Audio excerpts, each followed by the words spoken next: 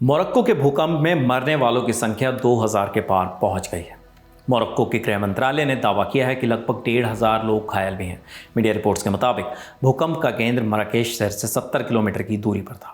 यहाँ काफ़ी तबाही हुई है। मराकेश एटलस की पहाड़ियों की गोद में बसा है, ऐतिहासिक शहर है। हर साल 20 लाख से अधिक पर्यटक यहाँ आते हैं।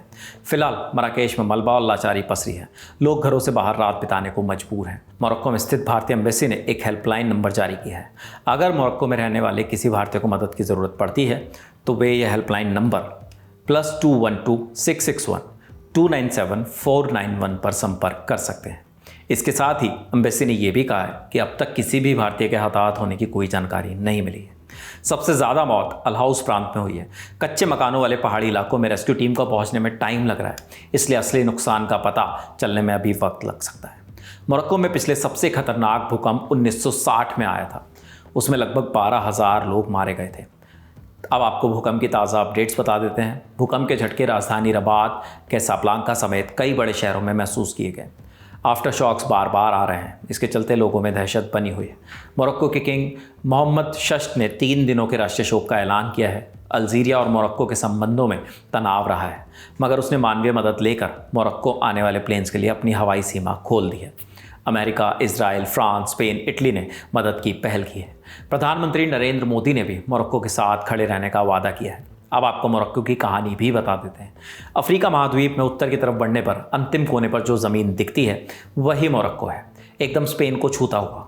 अगर बीच में समंदर ना होता तो शायद उसको यूरोप का हिस्सा मान लिया गया होता।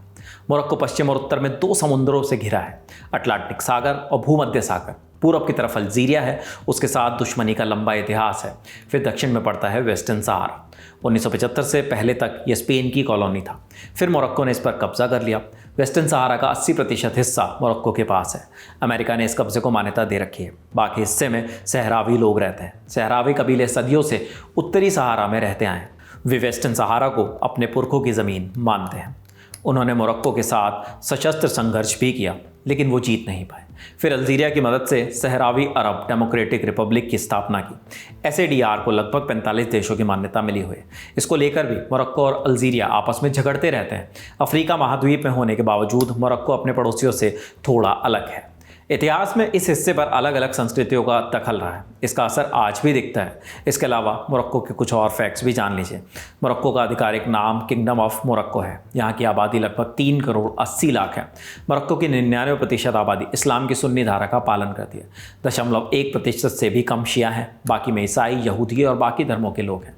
मोरक्को का राजकीय धर्म इस्लाम है। मुख्य भाषाओं की बात करें तो अरबी, फ्रेंच और बेबर कबीले की उपबोलियाँ यहाँ बोली जाती हैं। इसका क्षेत्रफल लगभग 4.5 लाख वर्ग किलोमीटर है। मध्य प्रदेश और छत्तीसगढ़ को मिलाएं तो उनके कुल क्षेत्रफल के बराबर ही होगा। यहाँ की करेंसी मोरक्को दिरहम है। अभी मोरक्को के 1 दिरहम की कीमत भारत में 8 रुपये से थोड़ी अधिक है। राजधानी रबात है। इसका शाब्दिक अर्थ होता है सुरक्षित किला। मोरक्को में संवैधानिक राजशाही वाली व्यवस्था है। यहाँ संसद भी है और राजा भी। सरकार की जिम्मेदारी प्रधानमंत्री के पास है, जबकि राष्ट्र का मुखिया राजा होता है। ये सिस्टम काफ़ी हद तक ब्रिटेन से मिलता जुलता है, लेकिन मोरक्को में सभी अहम मुद्दों पर अंतिम फैसला राजा का होता है, जबकि ब्रिटेन में राजशाही के पास कोई असली शक्ति नहीं है। मोहम्मद VI मौजूदा राजा हैं। उनके पिता हसन द्वितीय भी राजा थे। ये थी कहानी मोरक्को की, और मोरक्को में जो हादसा हुआ है उससे जुड़ा लगातार हर अपडेट दिल लल्लन टॉप आप तक ला रहा है। इस स्टोरी के लिए तमाम जानकारी जुटाई है हमारे साथी अभिषेक सोनू ने। कैमरे के पीछे हैं पंकज। मेरा नाम है पिन। देखते रहिए दिल लल्लन टॉप। शुक्रिया।